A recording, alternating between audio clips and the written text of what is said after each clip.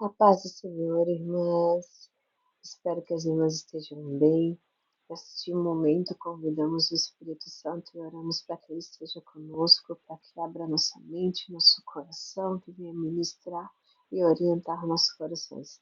Nós estamos numa semana muito especial, que é a semana de inauguração do nosso grupo Mulheres em Construção Diária, né? Nós temos o propósito, por meio desse grupo, por meio da interação, da participação das irmãs, desenvolver as leituras, né, o conteúdo da Escola Bíblica Dominical, com as orientações que a lição sugere, com as interações das irmãs, e nós temos visto como Deus tem nos despertado as irmãs para esse desejo, essa sede de aprender mais a palavra. E isso é maravilhoso e eu louvo a Deus pela vida de cada uma de vocês. Hoje nós temos uma espécie de pré-aula. Vamos comentar brevemente a lição e aí eu já peço que as irmãs façam anotações, anotem dúvidas, coloquem comentários. No domingo vocês terão, nós teremos, né? Domingo estaremos na escola dominical, as irmãs aí, eu aqui, e vai ser um momento muito especial para compartilhar tudo que Deus fez essa semana e tudo que Deus fará, mas principalmente nesse propósito que nós estamos de compartilhar a palavra da Escola Bíblica Dominical. Lição 2, o livro de Ruth. Texto áureo. E sucedeu que nos dias em que os juízes julgavam, houve uma fome na terra, pelo que um homem de Belém de Judá saiu a peregrinar nos campos de Moabe, ele e a sua mulher e seus 2 filhos. Ruth 1, 1. O livro de Ruth, ele é um dos 2 únicos livros da Bíblia que traz nome de mulher. E é interessante que não é qualquer mulher, mas é uma mulher que vai aparecer lá em Mateus, na genealogia de Jesus. E a gente entende, falando em genealogia de Jesus, que Jesus nasceu em Belém. Olha outra coincidência aí, né? Não coincidência, é propósito. Deus tem propósitos, alinhamentos de propósitos. Então, um homem de Belém de Judá. Esse homem, ele sai com a sua família porque Belém está passando por um período de fome. Geograficamente falando, quando a gente pensa lá na região da Palestina, por questões geográficas, por questões climáticas, é comum ter fome, é comum ter escassez de alimento, é comum que chuvas, tempestades, seca e inúmeras intempéries climáticas prejudiquem as plantações. Mas nós vamos entender lá na frente, com base nos dias em que os juízes julgavam, que essa fome ela está relacionada a algo maior. Vamos ver lá no contexto 2. Então, esse versículo é de extrema importância para nós, porque ele vai ser a base de toda a narrativa. Toda a narrativa vai passar a partir do momento da situação que começou aí. Essa família que deixa sua terra e vai para uma terra estranha. Lá, coisas acontecem direcionadas por Deus também. Verdade prática. Servir a Deus não nos isenta de crises. Em qualquer circunstância, o segredo é permanecer fiel, confiando na providência divina. Coloquei 2 referências ali para as irmãs. Abacuque 3, 19, 17 e 19. Abacuque é aquele profeta que questiona Deus, né? Chega a perguntar, mas por que o Senhor não está vendo, né? Sobre o povo estar lá sofrendo. Em Abacuque 2 e 4, nós temos a resposta: o justo viverá pela fé. Eu gosto muito de como essa passagem, essa mesma expressão aparece em Hebreus 10, 37 e 38, que vai falar: o justo viverá pela fé, mas se ele retroceder, a minha alma não tem prazer nele. Ou seja, uma circunstância ela não pode determinar ou definir o que vai acontecer na nossa vida. Uma circunstância, ela faz parte da vida do cristão. Uma circunstância ruim, ela faz parte. Uma crise faz parte. Nós temos aí a exemplo dos apóstolos, o quanto eles sofreram. O próprio Cristo diz que no mundo teríamos aflições, né? E algo que me chama muita atenção é que quando Jesus está orientando os seus discípulos no Sermão do Monte, ele diz: Feliz é aquele que passa por perseguições. Então, crises, dificuldades, deserto, ele faz parte da nossa vida. O importante é sabermos que em todos os momentos Deus está conosco. Ele nunca abandona o seu povo. Ele nunca deixa o seu povo à mercê, né? Romanos 8, 28, a gente tem lá, todas as coisas cooperam, contribuem para o bem daqueles que amam a Deus. Ou seja, Deus consegue, é claro que ele consegue, porque ele é soberano, mas Deus tem o poder de ter tudo sob o seu controle. Então, todas as situações, elas estão sob o controle de Deus. Então, basta entendermos que a providência, ela vem e permanecermos fiéis. Paulo é um outro exemplo muito grande para nós. Paulo, ele passou por prisões, ele passou por situações de extrema dificuldade, além de Timóteo 4, 16 e 18, no momento que Paulo está preso ali em sua defesa, ele fala: Ninguém me assistiu, todos me abandonaram, ninguém esteve comigo, mas o Senhor esteve ao meu lado. Então, dentro desses períodos de crise, o que é importante é a gente saber que a providência de Deus ela é certa na nossa vida. Vamos para os objetivos da lição.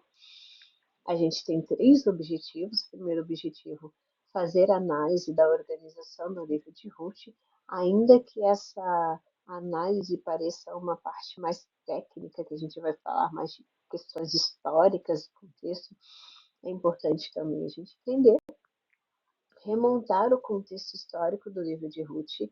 Então, por que que aquele contexto, aquilo que estava acontecendo na época, influencia ou é importante para nós? Apresentar o propósito e a mensagem do livro de Ruth.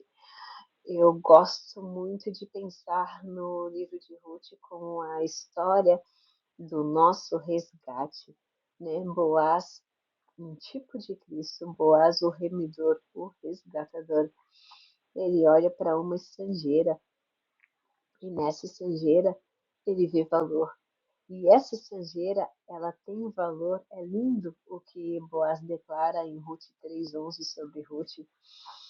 E essa estrangeira, ela tem valor porque ela aceitou a Cristo, ou seja, ela fez uma conversão, ela mudou a rota. Então, eu já vou para a parte dos temas que a gente encontra aí no livro de Ruth: aceitação, bondade, fidelidade e redenção. Deus, ele tem uma aliança com o seu povo e através do seu filho, ele amou ou estendeu esse amor para toda a humanidade. Sempre foi a intenção de Deus dar o melhor, fazer o melhor, criar o melhor para o homem.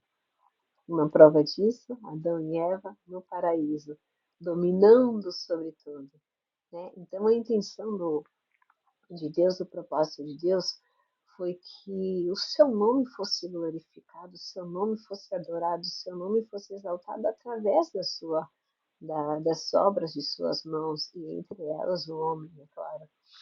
Então a gente vê aqui, ó, a Ruth enfatiza que pertencer à família de Deus não depende de nacionalidade, mas sim fé. Ela creu, e isso lhe foi imputado por justiça, como aconteceu em tantos outros que creram. Isso lembra para nós que para ser filho de Deus, a gente vai lá em João, Evangelho de João 1, versículo 12. Mas a todos aqueles que creram, deu-lhes o poder de serem feitos filhos de Deus. Então, a partir do momento que nós cremos, nós passamos a fazer parte da família de Deus. Bondade e fidelidade. A gente vê uma bondade e um altruísmo já em Noemi.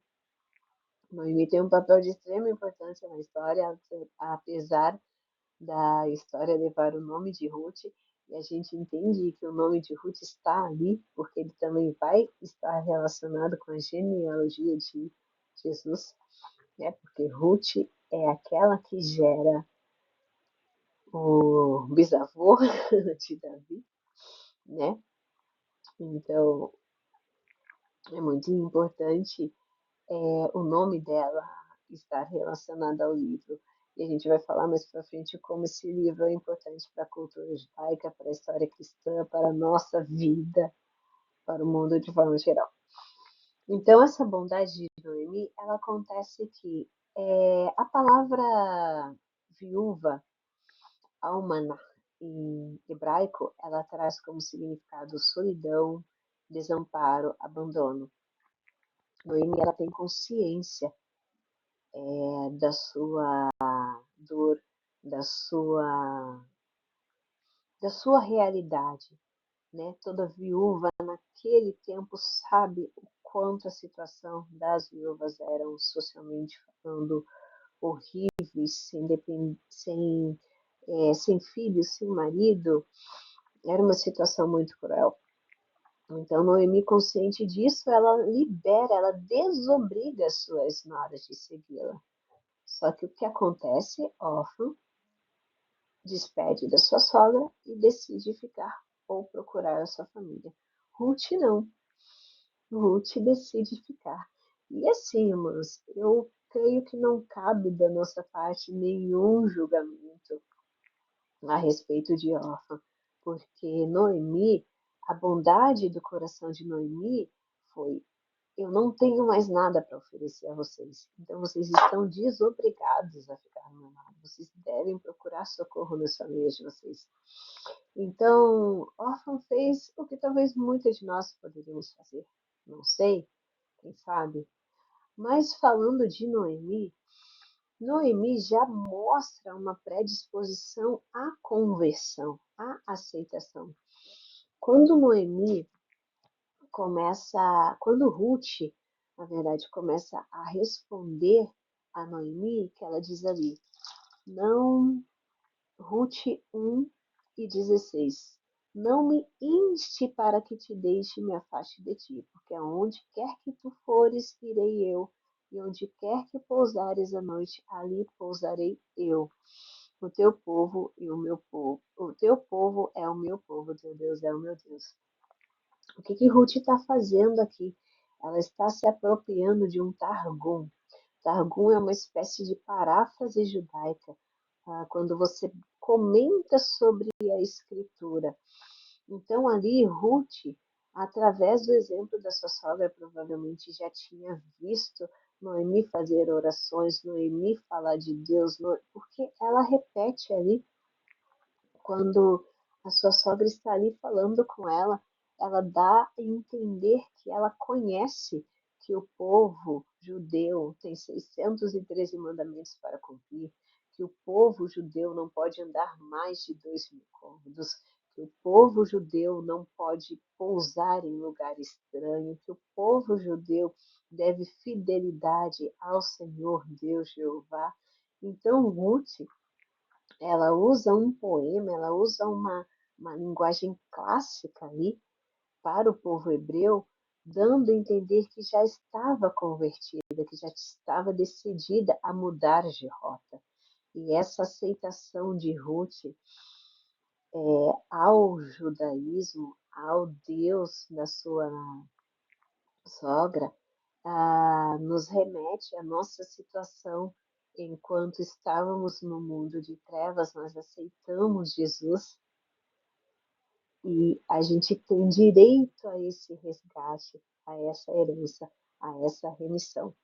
E vai ali apontando para Boaz, a redenção, Boaz o tipo de Cristo, o remidor, o resgatador. E é interessante também quando a gente vai lá para o livro de Ruth, no capítulo 4, quando Ruth já tem o seu filho, as mulheres falam assim: então as mulheres disseram a Noemi: bendito seja o Senhor, que não deixou hoje de te dar remidor. E seja o seu nome afamado em Israel. Ele te será recriador da alma e conservará a tua velhice, pois tua nora que te ama o teve, e é ela te é melhor do que 7 filhos. E Noemi tomou o filho e o pôs no seu regaço, e foi sua ama. E aliás, continuam e falam as mulheres saudando Noemi pelo nascimento do seu neto. E elas dizem: a Noemi nasceu um filho. Então, essa redenção, esse resgate que acontece através da figura de Boaz, ele tem uma representatividade muito grande para nós, porque é um resgate não só para nós, aponta para Cristo, mas ali, naquele contexto, é um resgate da sua esperança, né? Daquilo que perdeu o filho, do que vai ser da minha vida. Então, o livro de Ruth, ele começa ali com tragédia e morte, e ele termina com alegria e nascimento. Então, são coisas lindas que nós vamos ver e compreender. Estrutura do livro. Eu deixei aí para as irmãs uma sequência das ações dessa narrativa linda, desde da primeira adversidade, os trechos que falam de como foi essa adversidade de Ruth, a sua história com Noemi, aquela aliança que se estabelece entre ela e Noemi, a sogra, e a nora Ruth, tá? A parte de Boaz, então divididinho nos versículos para que as irmãs possam ler com mais calma depois. Bom, vamos à nossa introdução. O livro de Ruth, ele é de uma grandeza incrível, né? Uma beleza literária muito grande. Ele traz a verdadeira poesis do grego, que é a ideia poética, não necessariamente é um poema, mas ele traz a ideia de traduzir em palavras os maiores sentimentos humanos, os mais profundos sentimentos do ser humano, né? Então a gente consegue ver que através de uma situação ruim, através de uma crise, a mão soberana de Deus agindo nessa crise, e esse agir de Deus estar relacionado e alinhado com o seu plano divino, com o plano de salvação. Então, isso é um livro tão importante para nós, que somos cristãos, como para os judeus, né? O primeiro tópico vai falar da organização do livro. A gente tem 3 pontos aí, né? Bíblia hebraica, Bíblia cristã e autoria. A respeito de autoria e data, a gente pode pensar que o tempo dos juízes durou mais ou menos 300 anos, cerca de 3 séculos, e foi mais ou menos 1.300 anos antes de Cristo. Então, esse livro pode ter é, acontecido, ter sido escrito mais ou menos no século X a.C., como sugere o pastor Silas, comentarista da lição. A gente não vai especular muito nessa teologia especulativa, porque são questões assim, mais de ordem acadêmica, e a gente entende que, como está ali em Deuteronômio 29 e 29, as coisas que foram encobertas pertencem a Deus. Então, Deus tem um propósito em revelar ou não revelar. Eu gosto só de fazer uma observação a respeito de autoria. Quando a gente fala de autoria, há um modo particular de pensar que o autor da Bíblia é Deus. E Deus, ele inspirou escritores ou humanos, não eram propriamente ditos escritores, mas inspirou pessoas, né?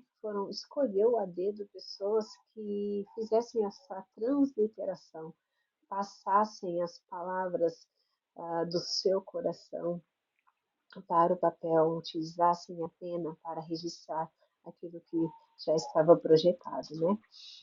Essa organização a gente vai ter na Bíblia hebraica. Quando a gente fala em Bíblia hebraica, a gente está falando do Antigo Testamento. O Antigo Testamento ele não traz diferença da Bíblia hebraica em termos de conteúdo. O mesmo conteúdo que a gente encontra na Bíblia hebraica, a gente encontra no Antigo Testamento. A Bíblia hebraica ela não tem o Novo Testamento, tá? E como a gente chama a Bíblia hebraica de Tanar? A Tanar, essa palavra Tanar é a abreviação de três sílabas, que seria Tam, né, de Torá, Nant, de Navi, que seria o Nevim, e esse K de Ketuvim. As divisões, elas são diferentes do nosso. Enquanto o nosso Antigo Testamento está dividido em Pentateuco, que são os 5 livros que a gente costuma chamar livros da lei, e tem os livros históricos, e depois nós temos os livros poéticos e proféticos, são 4 divisões. Já a Bíblia hebraica, a Tanar, ela vai trazer a Torá. Torá quer dizer instrução, ensinamento e doutrina, por isso que a gente diz que é o livro da lei. Ela traz o Nefim, e toda palavra aí hebraica que termina com IM, ela é no plural. Então, esse Nevim, ele vem da palavra Navi, que é profeta, Navi. Então, são os livros proféticos, né? E dentro dos livros proféticos, a gente vai ter 2 divisões, que a primeira divisão vai ser dos profetas anteriores, que inclui Josué, o livro de Juízes, o livro de Samuel e Reis, e a segunda divisão vai ter os profetas posteriores, que vai trazer os profetas maiores, né? Que é Isaías, Jeremias, Daniel, quem mais que falta? Ezequiel, e os profetas menores, que são 12.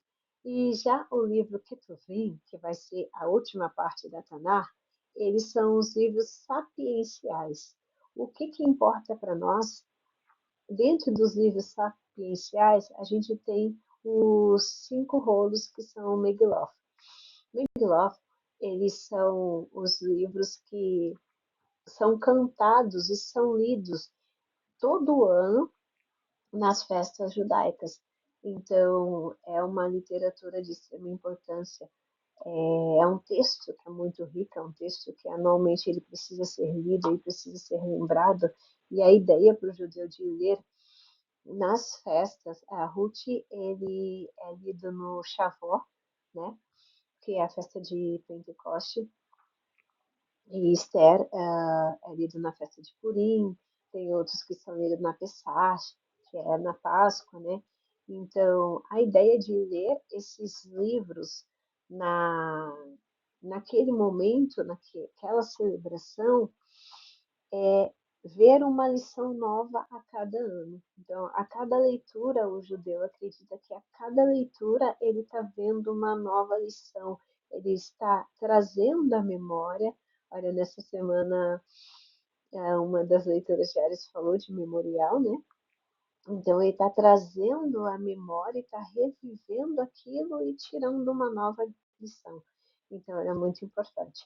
Essa é a divisão da Tanar, e a divisão da nossa Bíblia cristã, já mencionei também.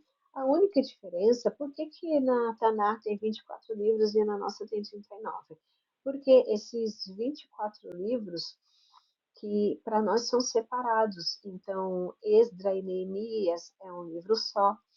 Primeiro e segundo Samuel é um livro só. Primeiro e segundo Reis é um livro só. Então, não é diferença de conteúdo, mas é diferença de organização. Vamos falar do nosso contexto histórico. No tempo dos juízes. O que é esse tempo dos juízes? Antes de falar um pouquinho do tempo dos juízes, é bom a gente destacar, ressaltar o infinito amor de Deus pela humanidade. Antes dos juízes, outros falaram através de Deus, outros foram mensageiros de Deus. E o ser humano ouvindo a voz de Deus, o homem ouvindo a voz de Deus, o homem tendo clareza do que Deus queria, decide fazer Ao contrário, eu vou compartilhar aqui a passagem rapidinho, Deuteronômio 10 e 12, versículo 12 diz: Agora, pois, ó Israel, que é que o Senhor teu Deus pede de ti? Senão que temas o Senhor teu Deus e que andes em todos os seus caminhos e o ames, e sirvas ao Senhor teu Deus com todo o seu coração e com toda a tua alma, para guardares os mandamentos do Senhor e os seus estatutos que hoje te ordeno para o bem. Eis que o céu e os céus dos céus são do Senhor teu Deus, e a terra e tudo que nele há. Tão somente o Senhor tomou prazer em teus pais para os amar. Se a vós, semente deles, escolheu depois deles de todos os povos, como nesse dia se vê. Então, através de Moisés, através de Josué, Deus sempre usou um homem para mostrar o seu amor, usou homens, escolheu homens, né? E no contexto de Juízes, a gente vai ver que depois passou uma geração, passou outra e veio uma que não conhecia Deus, como está aí nos versículos que eu coloquei de referência.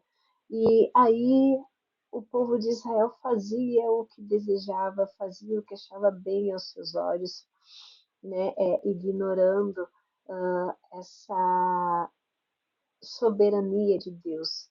Eles permaneciam fiéis por um tempo e logo se apropriavam das práticas das nações vizinhas, na idolatria, no hedonismo, aquele prazer, aquela imoralidade, fazendo tudo realmente que desagradava a Deus.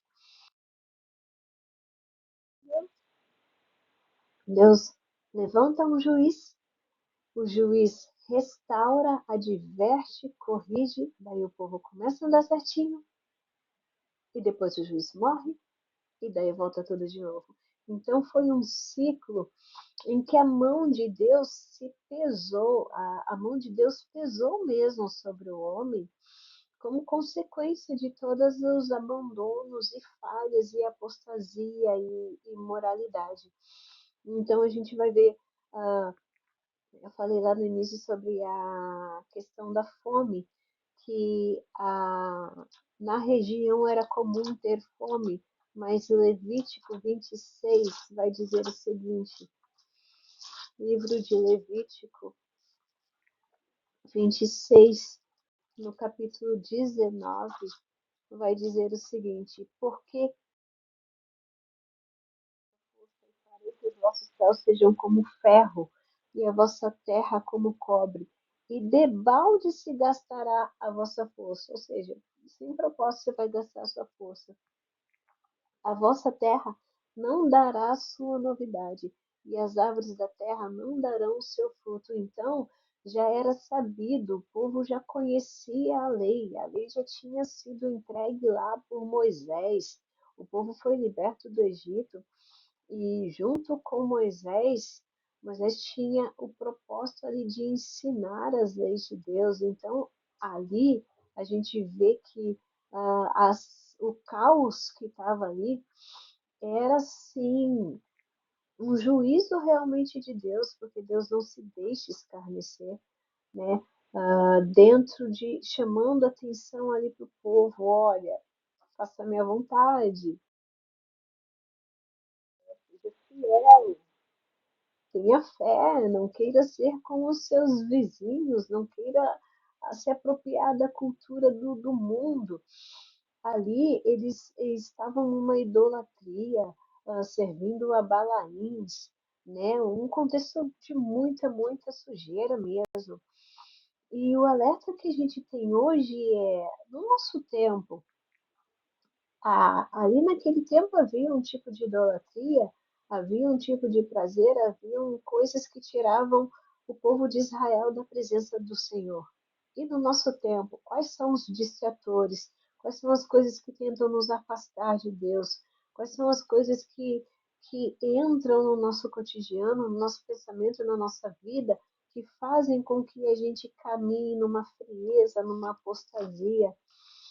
E foi nesse esse contexto que tomasse a decisão de ir para outra terra. E isso é algo que nos chama muito a atenção, porque o mundo não pode afetar a nossa fé, a nossa decisão. As coisas do mundo não podem tirar o brilho que é servir a Deus. E se nós estamos servindo a Deus em um contexto que vamos passar por dificuldade, nós temos que continuar crendo que Ele como Deus soberano, está no, no controle de tudo. Então, o contexto histórico é esse momento em que Deus escolhe 12 pessoas, ou 14, incluindo Samuel e Eli, o Espírito de Deus, ele atua através da vida dessas pessoas. Nós temos Sansão, Débora, outros nomes, Jair, que é um possível, que Jair julgou por 22 anos. Tem estudiosos que dizem que Jair pode ser o juiz que estava nesse contexto aí de Noemi e Elimelec. Mas esse pano de fundo, o momento em que o povo de Deus abandona Deus, Deus leva através dos juízes, traz o povo ao arrependimento e depois o povo erra de novo. E esse ciclo ele precisa acabar, porque com Deus não se brinca, né? Vamos para o propósito e conclusão. O cetro de Judá. Cetro de Judá. A promessa é antiga.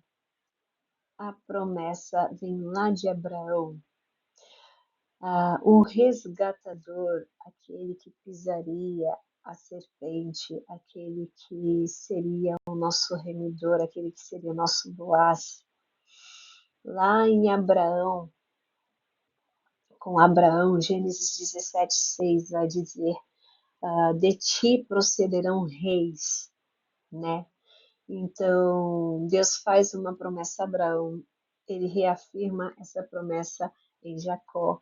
Jacó faz essa declaração a respeito de Judá. E a gente vai ver que cetro quer dizer poderio, né? E é interessante quando Jesus nos ensina a orar, lá em Mateus, ele vai dizer: quando orardes, dizeis, Pai nosso que estás no céu. Então, primeiro eu reconheço o Senhor como Pai. Eu sou filho, e o filho é carente, o filho necessita, o filho reconhece a autoridade. E depois ele diz: santificado seja o vosso nome, venha a nós o vosso reino. Quando nós falamos, venha a nós o vosso reino, venha o seu domínio. Então, cetro fala de domínio, de reinado, de poder, de soberania. E esse rei, o rei Jesus, o rei das nossas vidas, esse rei que em inúmeras passagens da Bíblia a gente vê o intento do maligno para que esse rei não nasça, né? Tem a história ali de Judá e Tamar, tem a história de Herodes matando os primogênitos, mas nada pode frustrar o plano de Deus, né? O livro de Ruth nos traz essa esperança, né? Quando menciona ali, ó, é uma história que fala de amor, que fala de redenção, que fala de fidelidade, fidelidade de quem? Deus, ele é fiel à sua palavra, ele é fiel à sua promessa. E a gente vê que o plano de Deus de que nascesse o Messias, eu coloquei algumas referências para as irmãs aí, em Isaías 9:6, porque um menino se nos deu. Então, são referências que mostram que uma situação ruim, não rouba um propósito. A gente ouve muito isso do nosso pastor. E de fato, quando a gente para e pensa, não é a crise que Noemi enfrentou que fez com que a amargura dela durasse para sempre. Na verdade, o livro de Ruth, o nome Ruth significa companheirismo, amizade. E através dessa amizade, a gente vê a providência de Deus usando essa companheira, né? Não só para dar esse sentimento de esperança à sua sogra, mas para mostrar a redenção que seria para nós que recebemos a Cristo. É um livro muito rico, muito lindo, muito maravilhoso. Se deixar a gente ficar horas falando sobre esses textos, mas a intenção é só uma pré-aula. E agora que a gente conhece um pouquinho, uma parcelinha pequena do livro de Ruth, são 4 capítulos, 85 versículos que não se esgotam de lições. O que a gente faz com isso? Carregar o texto para além da leitura imediata. A gente vê que tem irmãs sedentas por conhecer e aprender mais e se aprofundar na palavra. Como eu faço isso? Eu pego a Bíblia e eu vou ler o livro de Ruth e eu vou fechar a Bíblia? Não. Eu vou convidar o Espírito Santo para ler comigo e eu vou pensar que Deus, ele não está dando uma receita de bolo, uma receita médica. O autor, o maior autor da Bíblia, Deus, ele não escreve um manual de como devemos agir. Na verdade, ele coloca narrativas, histórias com recursos, exemplos do nosso dia a dia, situações que vão fazer a gente refletir, pensar e, com a ajuda do Espírito Santo, tomar decisões na nossa vida. A Bíblia é muito mais do que um manual, ela é muito mais do que um guia. A Bíblia é a nossa fonte de vida. A gente vive, respira, toma decisões orientados pela palavra. É diferente ser guiados pela palavra. E que as irmãs possam estar domingo na escola dominical com bastante alegria, com bastante ânimo, falando sobre esse livro maravilhoso, perguntando sobre esse livro maravilhoso e compartilhando o que vocês, qual palavra, qual versículo chamou a atenção, qual lição você vai se apropriar. Eu vou me apropriar do exemplo de Ruth, do exemplo de Noemi. Eu vou confiar mais em Deus. O que eu vou fazer a partir dessa leitura? Que Deus abençoe os irmãos.